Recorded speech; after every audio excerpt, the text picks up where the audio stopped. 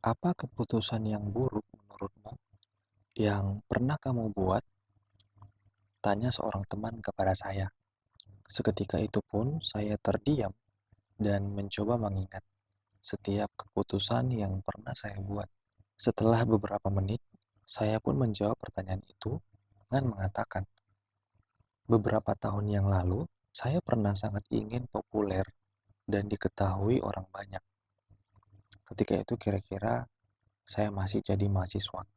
Jadi saya ambil pelayanan sebagai pemusik dengan motivasi biar saya populer dan diakui oleh banyak orang. Tapi ternyata 3 hari sebelum perform, saya jatuh sakit. Akhirnya saya tidak jadi perform dan posisi saya digantikan oleh orang lain. Kemudian saat sakit itu, saya bertanya sama Tuhan, kenapa? Kenapa saya tidak diizinkan untuk pelayanan? Setelah pertanyaan itu saya lontarkan, hati saya menggerakkan diri saya untuk membuka Alkitab dan ketemu dengan ayat firman Tuhan yang tertulis di Markus 1 ayat 35 sampai 39 yang isinya, pagi-pagi benar, waktu hari masih gelap, ia bangun dan pergi keluar.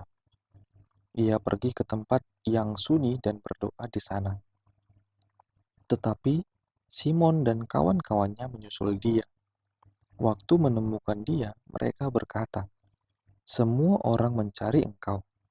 Jawabnya, "Marilah kita pergi ke tempat lain, ke kota-kota yang berdekatan, supaya di sana juga aku memberitakan Injil, karena untuk itu aku telah datang."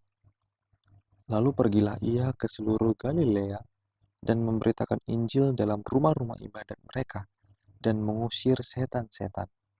Dari ayat ini saya melihat teladan Yesus yang selalu menjaga komunikasi dengan Bapa dan tidak mementingkan popularitas yang sebenarnya bisa saja Yesus dapatkan.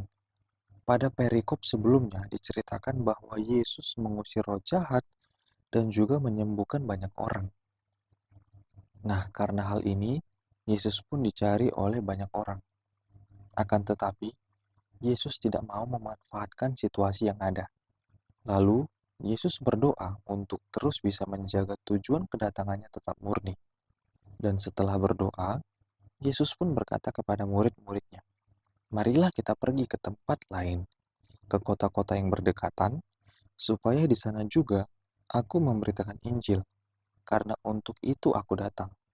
Dari ayat firman Tuhan ini, saya dan mungkin kita semua pun bisa belajar bahwa Tuhan menghendaki agar kita bisa benar-benar memiliki tujuan yang benar dan motivasi yang benar, agar kita tidak salah dalam membuat sebuah keputusan dan tidak menyesali keputusan itu, dan juga agar motivasi kita tetap murni dan tujuan kita selaras dengan Tuhan, maka kita pun harus benar-benar berdoa dan melibatkan Tuhan dalam setiap rencana yang akan kita buat. Melibatkan Tuhan dan memohon agar Tuhan juga libatkan kita dalam pekerjaan tangannya, dapat membuat kita bisa selaraskan apa yang kita mau dengan apa yang Tuhan mau untuk kita lakukan. Sehingga hidup kita benar-benar bisa menyenangkan dan memuliakan Tuhan. Jadi sebagai anak-anak Tuhan, marilah kita selalu datang kepada Tuhan untuk memohon tuntunannya dalam membuat rencana maupun sebuah keputusan, agar rencana maupun keputusan yang kita buat selaras dengan kehendak Tuhan. Amin. Terima kasih untuk kita semua yang sudah mau belajar firman Tuhan hari ini. Semoga kasih dan damai sejahtera Tuhan kita Yesus Kristus senantiasa menaungi hati, pikiran, dan segala tindakan kita agar selalu selaras dengan kehendaknya. Tuhan Yesus memberkati.